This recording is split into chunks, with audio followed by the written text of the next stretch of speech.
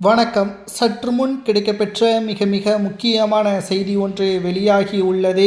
தமிழகத்தில் சட்டசபை தேர்தல் நடைபெறுவதற்கு இன்னும் 46 நாட்களே உள்ள நிலையில் தமிழக முதல்வர் ஸ்டாலின் அவர்களை டெல்லிக்கு அழைத்து சென்ற அமலாக்கத்துறை அதிகாரிகள் விசாரணைக்காக அழைத்து சென்று இருப்பதாக முதற்கட்ட தகவலின் தற்பொழுது கிடைக்கப்பெற்றுள்ளது.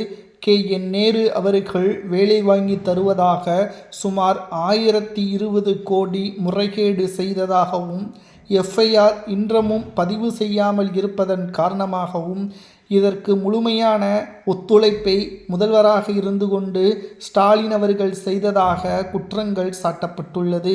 மேலும் அந்த 1020 கோடி ஊழல் முறைகேடு வழக்கிலும் லஞ்சம் வாங்கியதாக குற்றம் சாட்டப்பட்ட KN நேரு அவர்களுக்கும் ஸ்டாலின் அவர்களுக்கும் தொடர்பு இருக்கிறதா?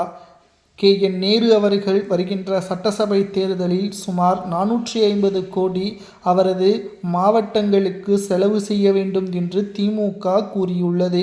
இந்த முறை திமுக 2வது முறை வெற்றியடைந்தால் மட்டும்தான் கலைஞரால் சாதிக்க முடியாததை ஸ்டாலின் அவர்கள் சாதித்து காட்டினார். வரலாற்றில் இடம்பெறக்கூடிய வகையில் ஸ்டாலின் அவர்களது பெயர் அழுத்தமாக பதிவு செய்யப்படும்.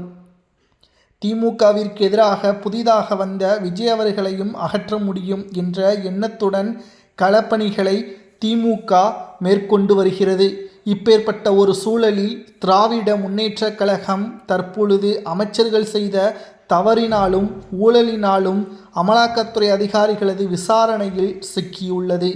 இந்த விசாரணை அடுத்த கட்டத்திற்கு செல்ல உள்ள காரணத்தினால் நிச்சயம் இதில் ஸ்டாலின் அவர்களது பெயரும் இடம்பெற்றுள்ளது.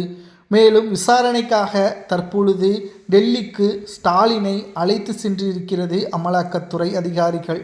விசாரணையில் முன்னுக்கு பின் முரணாக கேள்விக்கு பதில்களை வழங்கினாலோ அமலாக்கத்துறை அதிகாரிகள் ஒத்துழைப்புக்கு ஈடு கொடுக்காமல் மக்கள் மத்தியில் நற்பெயரை பெற வேண்டும் என்பதற்காக அமலாக்கத்துறை அதிகாரிகள் மீதே வழக்கு பதிவு செய்தாலோ அது தேர்தல் நேரத்தில் ஸ்டாலினுக்குத்தான் மிகப்பெரிய சிக்கலை ஏற்படுத்தும்.